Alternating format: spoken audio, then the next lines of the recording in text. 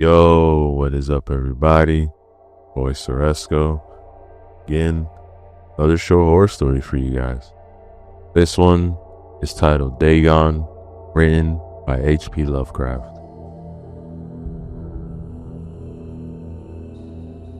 I am writing this under an appreciable mental strain, since by tonight I shall be no more.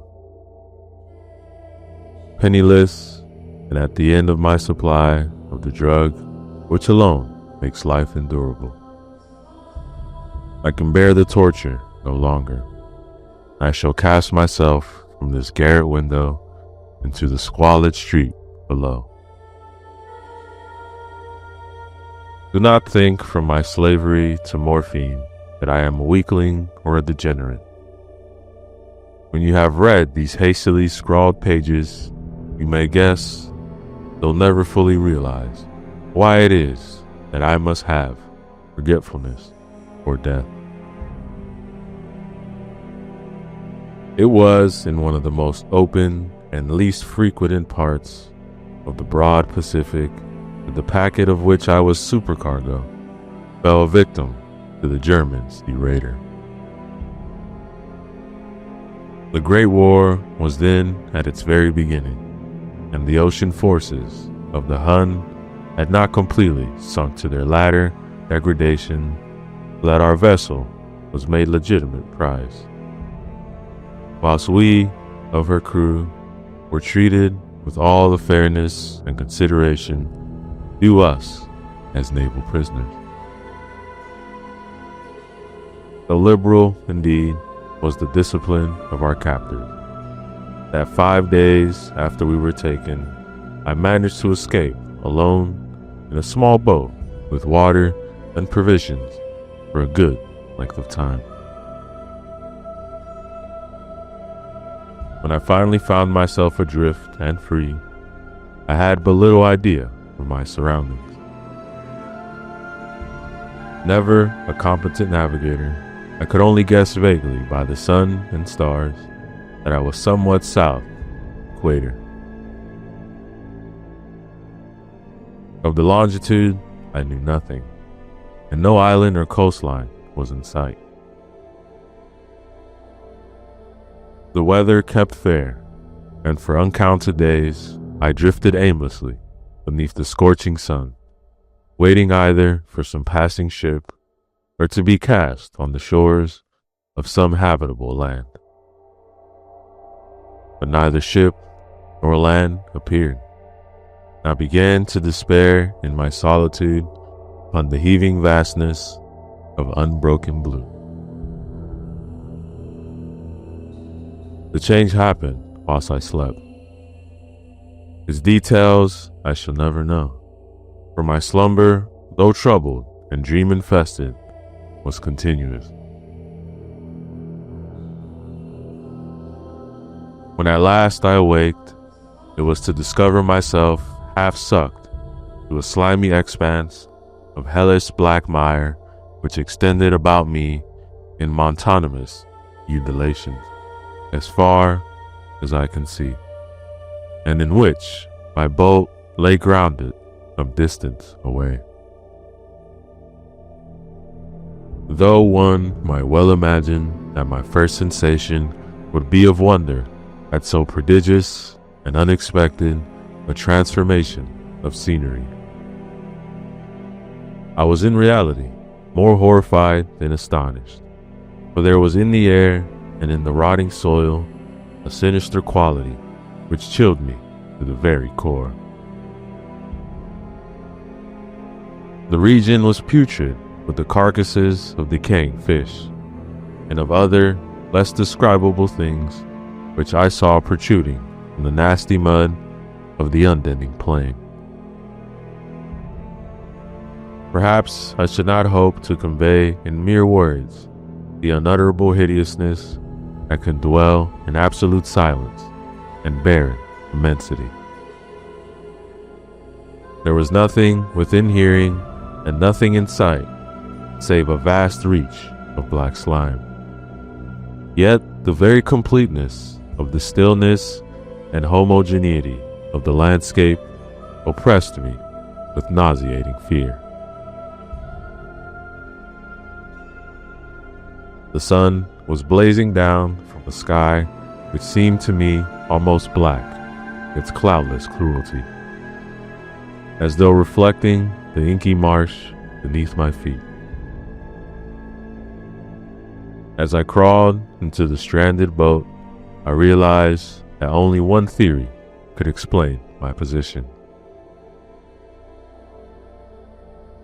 Through some unprecedented volcanic upheaval, a portion of the ocean floor must have been thrown to the surface, exposing regions which for innumerable millions of years had lain hidden under unfathomable watery depths.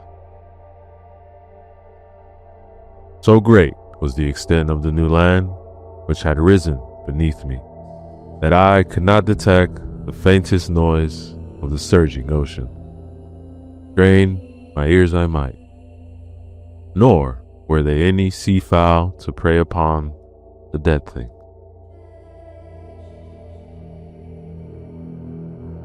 For several hours I sat thinking and brooding in the boat, which lay upon its side and afforded a slight shade as the sun moved across the heavens. As the day progressed, the ground lost some of its stickiness and seemed likely to dry sufficiently for traveling purposes in a short time. That night, I slept but little, and the next day, I made for myself a pack containing food and water, preparatory to an overland journey in search of the vast sea and possible rescue. On the third morning, I found the soil dry enough to walk upon with ease. The odor of the fish was maddening, but I was too much concerned with graver things to mind so slight and evil, and set out boldly for an unknown goal. All day I forged steadily westward, guided by a faraway hummock which rose higher than any other elevation of the rolling desert. On the third morning, I found the soil dry enough to walk upon with ease. The odor of the fish was maddening, but I was too much concerned with graver things to mind so slight and evil, and set out boldly for an unknown goal. All day I forged steadily westward, guided by a faraway hummock which rose higher than any other elevation on the rolling desert. That night I encamped. On the following day, still traveled toward the hummock, though that object seemed scarcely nearer than when I had first espied it. By the fourth evening, I attained the base of the mound, which turned out to be much higher than it had appeared from a distance. Intervening valley setting it out in sharper relief from the general surface. Too weary to ascend, I slept in the shadow of the hill.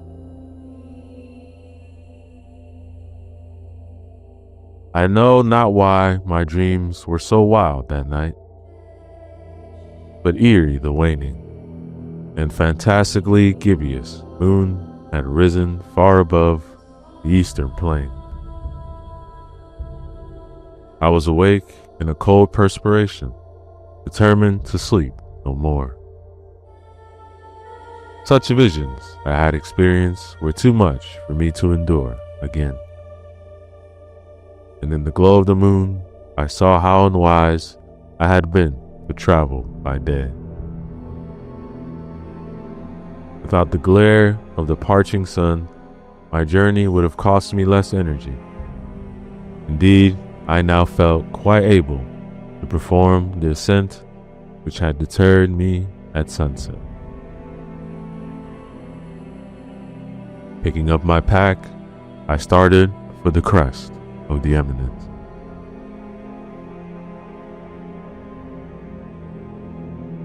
I have said that the unbroken monotony of the rolling plain was the source of vague horror to me. But I think my horror was greater when I gained the summit of the mound and looked down the other side to an immeasurable pit or canyon, whose black recesses the moon had yet soared high enough to illuminate. I felt myself on the edge of the world, peering over the rim into the fathomless chaos of eternal night.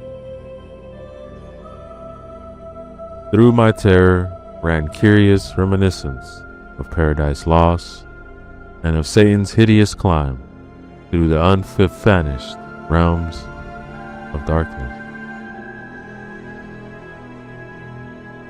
As the moon climbed higher in the sky, I began to see slopes of the valley were not quite so perpendicular as I had imagined. Ledges and outcroppings of rock afforded fairly easy footholds for a descent, whilst after a drop of a few hundred feet, the declivity became very gradual. Urged on by an impulse which I cannot definitely analyze, I scrambled with difficulty down the rocks and stood on the gentler slope beneath, gazing to the Stygian deeps where no light had yet penetrated.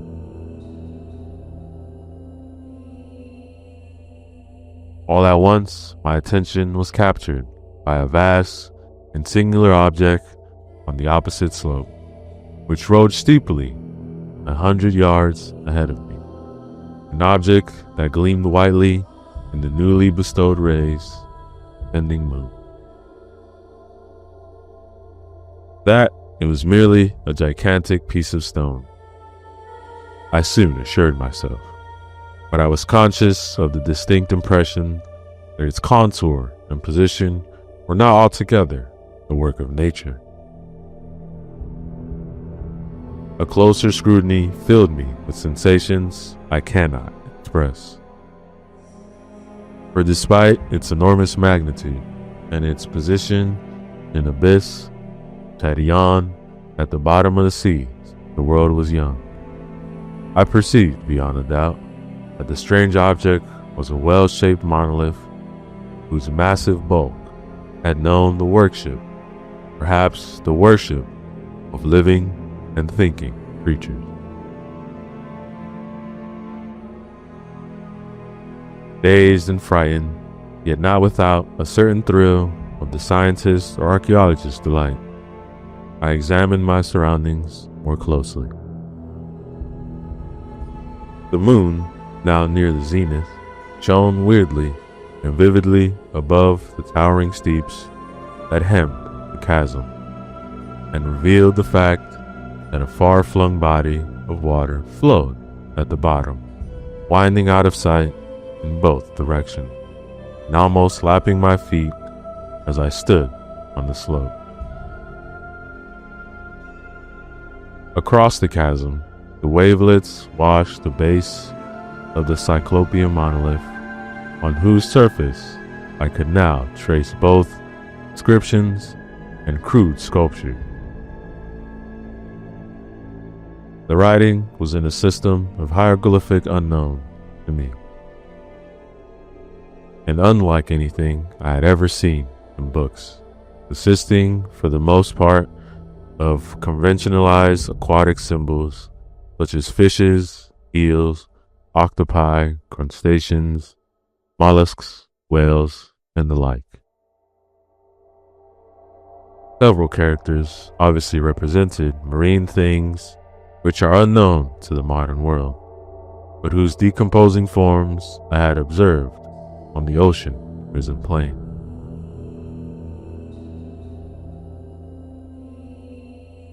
It was the pictorial carving, however, that did most to hold me spellbound. Plainly visible across the intervening water on account of their enormous size were an array of bas reliefs whose subjects would have excited the envy of Dor. I think that these things were supposed to depict men, at least a certain sort of men, though the creature were shown disporting like fishes in waters of some marine grotto, or paying homage at some monolithic shrine which appeared to be under the waves. Well, of their faces and forms I dare not speak in detail, for the mere remembrance makes me grow faint. Grotesque beyond the imagination of a Poe or a Bluer, they were damnably human in general outline, despite webbed hands, feet, shockingly wide, flabby lips, glassy, bulging eyes, and other features less pleasant to recall. Curiously enough, they seemed to have seemed chiseled badly out of proportion with their scenic background, for one of the creatures was shown the act of killing a whale, represented as but little larger than himself. I remarked, as I say, their grotesqueness and strange size, but in a moment decided that they were merely the imaginary gods of some primitive fishing or seafaring tribe. Some tribe whose last descendant had perished eras before the first ancestor of the Piltdown or Neanderthal man was born. Awestruck at this unexpected glimpse into a past beyond the conception of most erring anthropologists, I stood musing whilst the moon cast queer reflections on the silent channel before me. Then, suddenly, I saw it. With only a slight churning to mark its rise to the surface, the thing slid into view above the dark waters. Vast, Polyphemus-like, and loathsome, it darted like a stupendous monster of nightmares to the monolith, about which it flung its gigantic scaly arms, the while it bowed its hideous head, gave vent to certain measured sounds. I think I went mad then. Of my frantic ascent of the slope and cliff, and of my delirious journey back to the stranded boat, I remember little. I believe I sang a great deal and laughed oddly when I was unable to think. I have indistinct recollections of a great storm some time after I reached the boat. At any rate, I know that I heard peals of thunder and other tones which nature utters only in her wildest moods. When I came out of the shadows, I was in a San Francisco hospital, brought thither by the captain of the American ship which had picked up my boat in mid-ocean. In my delirium, I had said much, but found that my words had been given scant attention. Of any land upheaval in the Pacific, my rescuers knew nothing, nor did I deem it necessary to insist upon a thing which I knew they could not believe. Once I sought out a celebrated ethnologist and amused him with peculiar questions regarding the ancient Philistine legend of Dagon, fish god, but soon, perceiving that he was hopelessly conventional, I did not press my inquiries. It is at night, especially when the moon's gibbous and waning, that I see the thing. I tried morphine, but the drug has given only transient surcease, and has drawn me to its clutches as its hopeless slave. Well, now I am to end it all, having written a full account for the information or the contemptuous amusement of my fellow men. Often I ask myself if it could not all have been a pure phantasm, a mere freak of fever, as I lay sun-stricken and raving the open boat in my escaped German man of war. This, I ask myself, whatever does there come before me, a hideously vivid vision in reply. I cannot think of the deep sea without shuddering the nameless things that at this very moment be crawling and floundering on its slimy bed, worshipping their ancient stone idols, carving their own detestable likenessness on submarine obelisks of water-soaked granite. I dream of a day when they may rise above the billows to drag down in their reeking talons the remnants of puny, war-exhausted mankind, of a day when the land shall sink, the dark ocean floor shall send amidst universal pandemonium. The end is near. I hear a noise at the door, as of some immense slippery body lumbering against it. It shall not find me, God. That hand, the window.